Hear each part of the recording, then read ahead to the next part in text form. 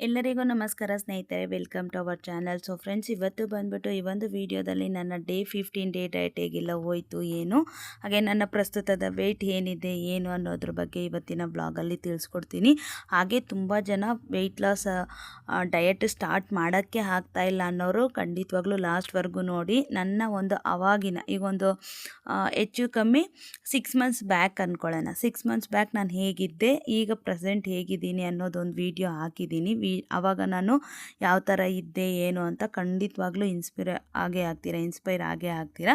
ಇನ್ನು ಇವತ್ತು ಬಂದ್ಬಿಟ್ಟು ನಾನು full and full cheat meals ಮಾಡಿದ್ದೀನಿ ಸ್ನೇಹಿತರೆ. ಯಾವುದೇ ರೀತಿಯಾದಂಥ ಡಯಟ್ ಏನೂ ಮಾಡಿಲ್ಲ.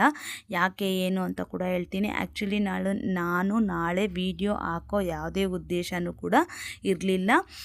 ಬೆಳಗ್ಗೆನೇ ನಾನು ಏನು ಅಂದ್ಕೊಂಡೆ, ಈಗ ಒಂದು 2-3 ಡೇಸಿಂದ ನನಗೆ ವೆಯ್ಟ್ ಅನ್ನೋದು ಒಂದು 200 ಗ್ರಾಮ್ ಜಾಸ್ತಿ ಆಗೋದು, ಮತ್ತು ಸೇಮ್ ಆಗೋದು, ಮತ್ತು ಜಾಸ್ತಿ ಆಗೋದು, ಇದೇ ಥರ. ಅಂದರೆ 69 800, 69 500, 69 600 ಇದೇ ರೇಂಜಲ್ಲಿ ಹೋಗ್ತಾ ಇದೆ.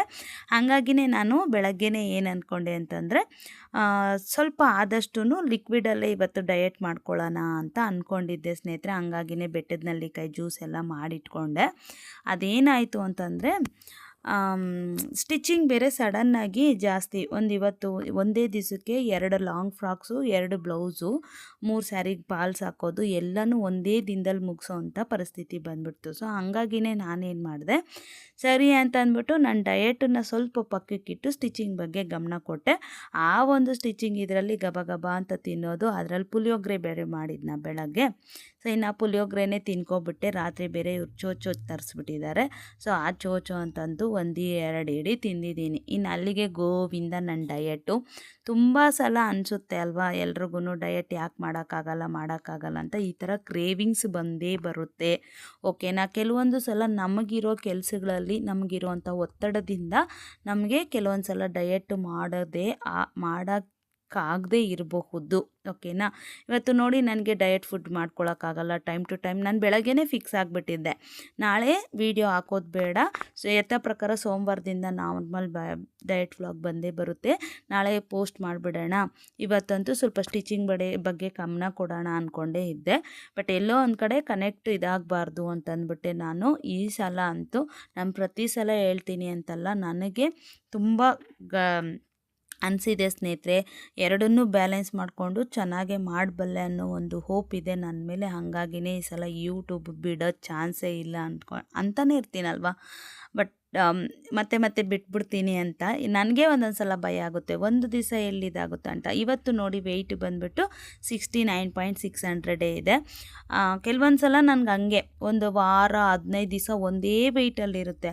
ಸೊ ಹಂಗಾಗಿನೇ ನಾವು ಯಾವುದಕ್ಕೂ ಹೆದರ್ಕೋಬಾರ್ದು. ಸೊ ನಂತರ ಸುಮಾರು ಜನ ಈ ಥರ ವೆಯ್ಟ್ ಬಂದಾಗ ಹೋಪ್ ಕಳ್ಕೊಬಿಡ್ತಾರೆ. ಆವಾಗ ಏನಾಗ್ಬಿಡುತ್ತೆ, ಬಿಡು ಏನು ಮಾಡಿದ್ರು 3-4 ದಿವಸದಿಂದ ಇದೇ ಆಗ್ತಾಯಿದೆ, ಇವತ್ತು ಒಂದಿನ ಚೆನ್ನಾಗಿ ತಿಂದ್ಬಿಟ್ಟು ನಾಳೆಯಿಂದ ಮಾಡೋಣ ಅಂತ ಮತ್ತೆ ಅದೇ ಪ್ರಕಾರ ಆಗುತ್ತೆ. ಇವಾಗ ಕರೆಕ್ಟಾಗಿ ಟೈಮ್ ಬಂದ್ಬಿಟ್ಟು 11:45 ಆಗಿದೆ. ವಿಡಿಯೋ ಮಾಡೋದೇ ಬೇಡ ಅಂದ್ಕೊಂಡಿದ್ದೆ, ನಿದ್ದೆ ಎಳಿತೈತೆ. Walking 1 hour ಮಾಡ್ಕೊಬಂದಿದ್ದೀನಿ. ಆದರೂ ಕೂಡ ಏನೇ ಆಗಲಿ ಡಯಟ್ ವ್ಲಾಗ್ ಹಾಕೋಣ ಅಂತಂದ್ಬಿಟ್ಟು ಇವತ್ತು ನೋಡಿ ನಾನು ಕುಡ್ದಿದ್ದೀನಿ. ಬೆಟ್ಟದ ನೆಲ್ಲಿಕಾಯಿ ಜ್ಯೂಸನ್ನ 2 ಸಲ ಕುಡಿದೆ.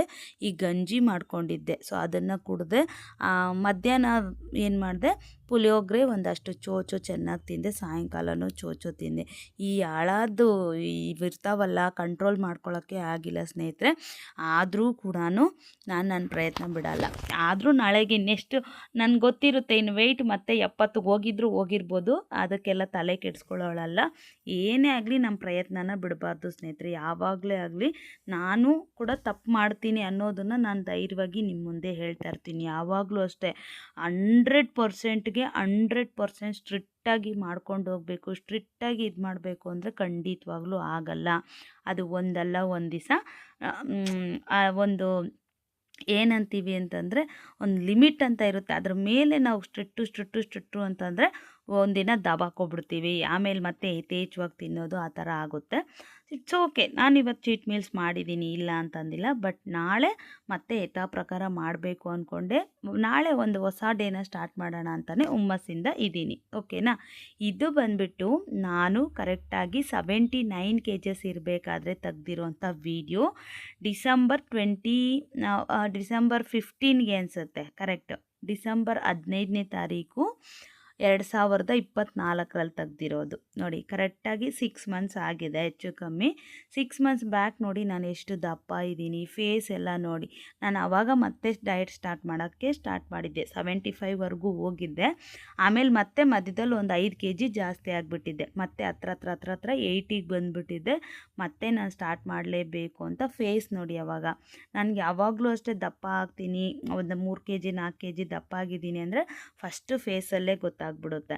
ಸೊ ಹಂಗಾಗಿನೇ ಆವಾಗ ನಾನು ಎಷ್ಟೆಷ್ಟು ಇಂಚಸ್ ಇದ್ದೆ ಅಂತ ಕೂಡ ನಾನು ಈ ವಿಡಿಯೋದಲ್ಲಿ ಇದು ಮಾಡಿದ್ದೀನಿ. ಹಾಗೆ ಈಗ ಮೊನ್ನೆ ಒಂದು ವಿಡಿಯೋ ತೆಗ್ದಿದ್ದೆ ನೋಡಿ, ಅದನ್ನು ಕೂಡ ಇಲ್ಲಿ ಸೈಡಲ್ಲಿ ಆ್ಯಡ್ ಮಾಡ್ತಾಯಿದ್ದೀನಿ ನೋಡಿ. ಸೊ ಈಗ ನೋಡಿ ಆವಾಗೂ ನೋಡಿ ವ್ಯತ್ಯಾಸ ಅನ್ನೋದು ನಿಮಗೆ ಗೊತ್ತಾಗುತ್ತೆ. ಸೊ ಸ್ಟಮಕ್ ಅನ್ನೋದಾಗಿರ್ಬೋದು, ಚೆಸ್ಟ್ ಆಗಿರ್ಬೋದು, ಕೈ ಭಾಗ ಆಗಿರ್ಬೋದು, 6 ಮಂತ್ಸಲ್ಲಿ ಎಷ್ಟು ಚೇಂಜಸ್ ಇದೆ ಅಂತ ನೀವೇ ನೋಡಿ. ಸೇಮ್ ಡ್ರೆಸ್ಸಸ್ ಹಾಕ್ಕೊಂಡಿದ್ರೆ ಇನ್ನೂ ಚೆನ್ನಾಗಿ ಕ್ಲಿಯರಾಗಿ ಕಾಣಿಸೋದೇನೋ. ಬಟ್ ನಿಮಗೆ ಫೇಸ್ ವೈಸ್ ಆಗಿರ್ಬೋದು ನೋಡಿ, ಎಲ್ಲನೂ ಕಲರ್ ವೈಸ್ ಆಗಿರ್ಬೋದು ಎಲ್ಲನೂ ಅಷ್ಟೇ ಸ್ನೇಹಿತರೆ. ನಿಜವಾಗ್ಲೂ ಹೇಳ್ತಾ ಇದ್ದೀನಿ, ಮನ್ಸು ಮಾಡಬೇಕಷ್ಟೆ. ತುಂಬ ಜನ ನನ್ನಿಂದ ವೆಯ್ಟ್ ಲಾಸ್ ಸ್ಟಾರ್ಟ್ ಮಾಡೋಕ್ಕೆ ಆಗ್ತಿಲ್ಲ ಅಕ್ಕ, ಮಾಡಿದ್ರು 2-3 ದಿವಸನೇ ಅಂತೀರಲ್ವ. ನಿಮ್ಗೆ ಈ ಥರದ್ದು ಏನಾದರೂ ಒಂದು ವೀಡಿಯೋಸ್ ನೋಡಿದಾಗ ನಿಜವಾಗ್ಲೂ ಇನ್ಸ್ಪೈರ್ ಆಗ್ತೀರಾ, ಇಲ್ಲ ನಾವು ಕೂಡ ಏನೇ ಆಗಲಿ ಮಾಡಲೇಬೇಕು ಅಂತ. ಈಗ ನನಗೆ ನಾನೇ ಮೋಟಿವ್ ಮಾಡ್ಕೊಳ್ಳೋದಕ್ಕೆ ಈ ವಿಡಿಯೋ ಸಿಕ್ತು. ಓಕೆ, ಈ ವಿಡಿಯೋನ ನಾನು ಮತ್ತೆ ನಿಮ್ಮ ಮುಂದೆ ತಂದರೆ ನಿಮಗೂ ಮೋಟಿವ್ ಆಗಿರುತ್ತೆ, ಮತ್ತು ನಾನು ಮತ್ತೆ ಎಚ್ಚೆತ್ಕೊಳ್ಳೋ ಥರ ಇರುತ್ತೆ ಅಂತ ಅಂದ್ಬಿಟ್ಟು ತೋರಿಸ್ತಾ ಇದ್ದೀನಿ. ಸೊ ಆವಾಗ ನನ್ನ ಹಿಪ್ ಸೈಜ್ ಬಂದುಬಿಟ್ಟು 46.5 to 47 ಇತ್ತು. ಈಗ ಪ್ರಸ್ತುತಕ್ಕೆ 41. ಓಕೆನಾ. 41 ಅಂತಂದರೆ ಹತ್ರ 6 ಇಂಚಿಂದ 5 ಇಂಚು, 5.5ಇಂದ 6 ಇಂಚು ಕಮ್ಮಿ ಮಾಡಿದ್ದೀನಿ ಅಂದರೆ ಹೊಟ್ಟೆ ಭಾಗ. ಅದು ಎಷ್ಟು ಒಳ್ಳೆಯದು ನೋಡಿ. ನಾನು ಸ್ಟಾರ್ಟಿಂಗಲ್ಲಿ 90 kgs ಇದ್ದಾಗ ನನಗೆ 52 ಇತ್ತು ಇಪ್ಪು ಅಂತ ಹೇಳಿದ್ನಲ್ವ. ಅಲ್ಲಿಂದ ನಾನು 46-47ಗೆ ಬಂದಿದ್ದೆ. ನೋಡ್ತಾ ಇದ್ದೀರಲ್ವಾ, ಇಲ್ಲಿ ಆ್ಯಕ್ಚುಲಿ 47, ನಾನು 46 ಅಂತ ತೋರಿಸಿದ್ದೀನಿ. 47 ಇದ್ದಿದ್ದು ಹಿಪ್ ಸೈಜು. ಓಕೆನಾ. ಸೊ ಇದನ್ನು ನಾವು ಕ್ರಮೇಣ ಡಯಟ್ ಮಾಡ್ಕೊಂಡು ಬರೋದ್ರಿಂದ ನಿಜವಾಗ್ಲೂ ನಾವು ಏನು ಬೇಕಾದರೂ ಮಾಡ್ಬೋದು. ಖಂಡಿತವಾಗ್ಲೂ ವೆಯ್ಟ್ ಲಾಸು, ಅದ್ರ ಜೊತೆಗೆ ಫ್ಯಾಟ್ ಲಾಸು ಕೂಡ ತುಂಬ ಅಂದರೆ ತುಂಬಾ ಚೆನ್ನಾಗಾಗುತ್ತೆ. ಇಲ್ಲಿ ನೋಡ್ತಾ ಇದ್ದೀರಲ್ಲ, 46.5 47 ಇದ್ದಿದ್ದು ನಾನು 46 ಅಂತ ತೋರಿಸ್ತಿದ್ದೀನಿ. ಓಕೆನಾ. ಸೊ ಇದು ಬಂದ್ಬಿಟ್ಟು ಡಿಸೆಂಬರಲ್ಲಿ. ಅದೇ ಜುಲೈ ಮಂತ್ ಇವಾಗ ಈ ಮೊನ್ನೆ ನಾನು ವೀಡಿಯೋ ಹಾಕಿದ್ನಲ್ವ, ಆವಾಗಲೇ ತೋರಿಸಿದ್ನಲ್ವ, ಆ ವಿಡಿಯೋದಲ್ಲಿ ನೋಡಿ ಎಷ್ಟು ಸಣ್ಣ ಇದ್ದೀನಿ ಅಂತ. ಸೊ ಅಷ್ಟೇ ಸ್ನೇಹಿತರೆ, ಮನಸ್ಸಿದ್ರೆ ಮಾರ್ಗ ಅಂದಂಗೆ ನಾವೆಲ್ಲನೂ ಇದು ಮಾಡ್ಕೋಬೇಕಷ್ಟೇ. ತುಂಬಾ ಒಳ್ಳೆ ರಿಸಲ್ಟ್ ಅನ್ನೋದು ಸಿಕ್ಕೇ ಸಿಗುತ್ತೆ. ದಯವಿಟ್ಟು ಬೈಕೋಬೇಡಿ. ಇವತ್ತು ಯಾವುದೇ ರೀತಿಯಾದಂಥ ಡಯಟ್ ವ್ಲಾಗ್ ಎಲ್ಲ ನನ್ನಿಂದ ಮಾಡೋಕ್ಕಾಗಿಲ್ಲ. ಮಾಡಿದ್ದಿದ್ರಲ್ಲಿ ಏನು ಮಾಡಿದ್ನೋ ಅದನ್ನು ಹಾಕ್ಬಿಟ್ಟು ಇದು ಮಾಡ್ತಾಯಿದ್ದೀನಿ. ನಾಳೆಯಿಂದ ಮತ್ತೆ ಯಥಾ ಪ್ರಕಾರ ಡೇ 16ಇಂದ ಮತ್ತೆ ಸ್ಟ್ರಿಕ್ಟಾಗಿ ಮಾಡ್ಕೊಂಡು ಹೋಗೋಣ. ಆವಾಗವಾಗ ಹಂಗಾಗುತ್ತೆ. ಮತ್ತು ಅದರಿಂದ ಆಚೆಗೆ ಬಂದು ಮತ್ತೆ ನೀಟಾಗಿ ಮಾಡ್ಕೊಂಡು ಹೋಗಬೇಕು ಅಷ್ಟೇ. Okay, thank you for watching. Bye. ನಾಳಿನ ವಿಡಿಯೋದಲ್ಲಿ ಸಿಗ್ತೀನಿ.